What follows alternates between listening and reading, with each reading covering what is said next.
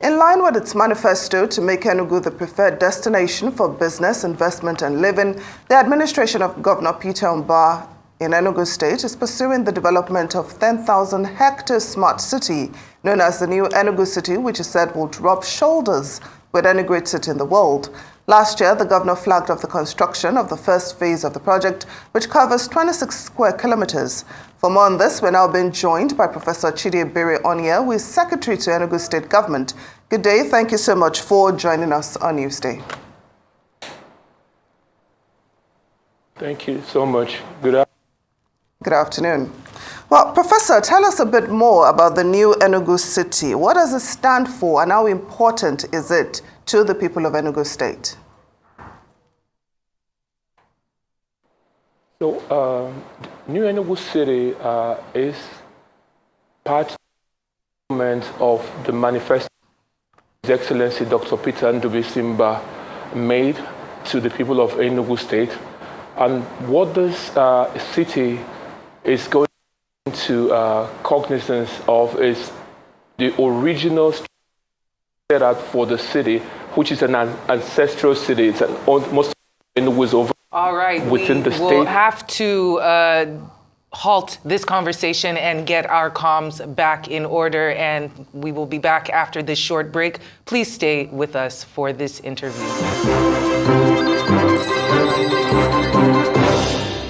Thank you for staying with us here on Newsday. And we are still with Professor Chidiebere Onyia, who is the Secretary to the Enugu State Government. Thank you so much for staying with us. Thank you. All right, so we were discussing Enugu, the new Enugu City. Can you tell us what type of a difference the government plans to make in the lives of Enugu citizens with this new endeavor? So Enugu City, as it's currently structured, is an old city. It's over 100 years. And mostly what we've experienced, those people that live here and those that are coming in, is coming into an area where there has been some development, but not in a structured way to reflect the realities of today when it comes to living in a modern city. So what the governor has done in line with his manifesto and his promise, Dr. Peter Ndubisi has set out a structure where it's designed smart city is going to be part of his fulfillment of his promise to Enugu. That city is going to include recreational activities, business cluster, and also will reflect all the modern amenities that you will need to live in a city that can compete favorably with the Dubai's and the other developing cities of the world. So in essence, there's going to be a 24/7 power supply. There's going to be water. There will also be a centralized processed waste management system that takes into consideration climate considerations. There's going to be other business opportunities for investment. So this city is being created by law, so it's not something that is being approached from a knee-jerk point of view. So the first phase is what His Excellency is pushing now, and as mentioned earlier, 26,000 square kilometers of development is what is going to come in this first phase. The whole new city is about 10,000 hectares, and the first part that is being worked on is 1,000 kilometers. That's what is being cleared now. But this will provide an opportunity to expand Enugu in a structured manner that takes into consideration the realities of today and also the future. So that's what this new city will incorporate. It's been an agency has been set up by this law to manage the processes within the city, and a special purpose vehicle is being designed also to drive the marketing and other investment opportunities to allow for transparency, accountability, and traceability, which are the key principles for this government in terms of the way we engage with the private sector and regular citizens. Well, Professor, we know that oil earnings are no longer what it used to be. So how will the Enugu state government be able to fund such a massive project at a time like this? So we believe strongly in working with private investors. That's why we set out a vehicle that will help in the marketing of this new city. And what that special purpose vehicle is going to do is drive the key areas that we need to expand. That's why we're starting with a phased approach. So it's not going to be solely government funded, but what you're seeing now is His Excellency is deployed the necessary financial support to be able to build the infrastructure around it, to set it out and also make it something that is attractive for potential investors. But it's not going to be state funds driving the whole process. What we're doing right now is setting out, using this world acclaimed construction firm, is to set out the structure of the city. In that way, it will be easier for this SPV that will be in charge of driving most of the marketing approach to be able to raise the necessary capital to be able to build the remaining part of the city. So it's a phased approach. It's not going to be something that we're going to use state funds to drive.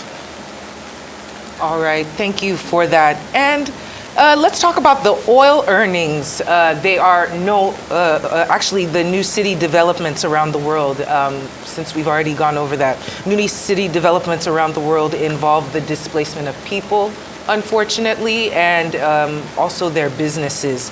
How can the government set out plans for the compensation and possible relocation of those businesses and individuals? So what we have done is that this has not just been a decision that's taken without partnership with the necessary communities that are involved.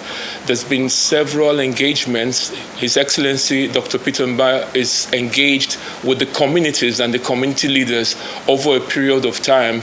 Some of his team members that are part of the cabinet of Enugu State have also reached out and have had very constructive conversation with a majority of the communities. So what we have also done is set out an interministerial compensation committee that will be in charge of valuation and also compensation of this, the individuals that are affected. A majority of those areas have been marked. We have not started work in those areas. We're still on the areas that are not inhabited right now. So what we're doing is, once they start the submission of the necessary documentation to this interministerial team, the methodology for calculating what each of these properties are valued as will be an engaging and collaborative process, but we're engaging them in a meaningful way to ensure that it is something that is collaboratory, not something that is a bit high-handed. That's why His Excellency is always at every point of the way ensuring that engagement is critical with those that are involved. And I can tell you that a majority of the individuals involved have been working very closely with government because they see the value this will bring to the state in general, but more important, to the areas where they will be relocated to. So part of what this is will also entail is that His Excellency set out also a design for infrastructure in the new area that these individuals will be relocated to. There will be sites and services like roads, smart schools, and also healthcare facilities to ensure that the quality of their life is taken into consideration. So it's a collaborative process, and we are very intentional about it. His Excellency is very clear on how that transition will occur. Well, just as a follow-up, I'd like you to react to claims of demolitions and forceful ejections of some residents over the construction of this new Enugu city. We understand, that a bulldozer was attacked just recently due to this development. Can you react to that, please? Yes, so, in every massive developmental effort, there will be a few outliers, a few individuals that may, because of personal considerations, ignore or negate to see the big picture of where we need to be going at as a state to be competitive in the global arena. So those few individuals have decided, because of personal interest, going out and selling land within the gazetted area, have engaged in activities that may cause some form of civil disturbance within the area that we are working. And in some instance, like you cited, they had decided to be violent in trying to slow down the processes. I can assure you that we were very intentional in marking out those areas, but those areas were not things that we marked out without a lot of constructive conversation between the residents, the leadership there, some of the critical stakeholders that are outside the particular residents but have interest in the well-being of Enugu State, to ensure that this was a partnership. So most of the people that are involved are people that have aligned to the vision of His Excellency for this new smart city, but a few people that have made a living out of land grabbing, made a living out of trying to sell properties within the gazetted area, are the ones that you see have decided to create a particular type of disturbance within the area. And we are going to allow the law to take its course in addressing this and not be deterred or lose focus within the timeline His Excellency set out to Enugu to deliver the first phase of this project. So we are managing the situation in a very constructive way and allowing the law to take its full course. But generally, most of the people that are involved in the areas that we marked for demolition are people that we have engaged with. And I can assure you that even as at now, none of those areas have been demolished, but what people are trying to do is to be a bit disingenuous in their approach about sharing what is truly happening. I had gone there with some of the press when they saw that the first phase had no people, residents around there. It was just all in the bush area that we were clearing to be able to meet the first 1 hectare of land clearance leading up to the phase 1. So it's the stories that are out there in the public space are choreographed to be able to share a particular type of, elicit a particular type of sentiments without any empirical evidence. So what we've done is provide the evidence to debunk that, but in doing that, also staying focused and meeting the timeline that's been set out for this new Enugu Smart City. Just before we let you go, Professor, we know that the project is being handled by some Chinese contractors, but are there any immediate economic benefits for the citizens? Yes, there are.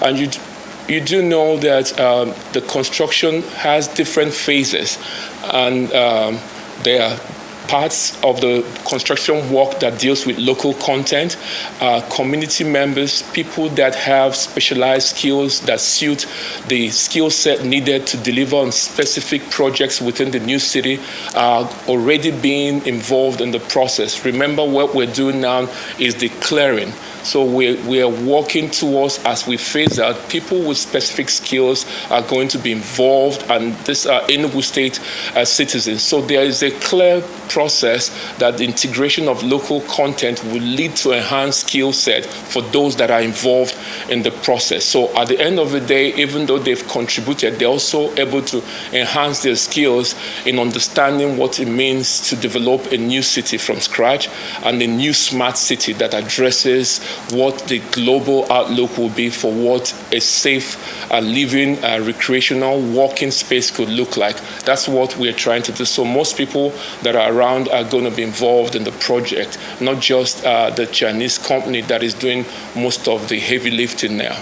Now, that's very good to hear. Professor Chidiebere Onyia, Secretary to the Enugu State Government, thank you so much for joining us on Newsday.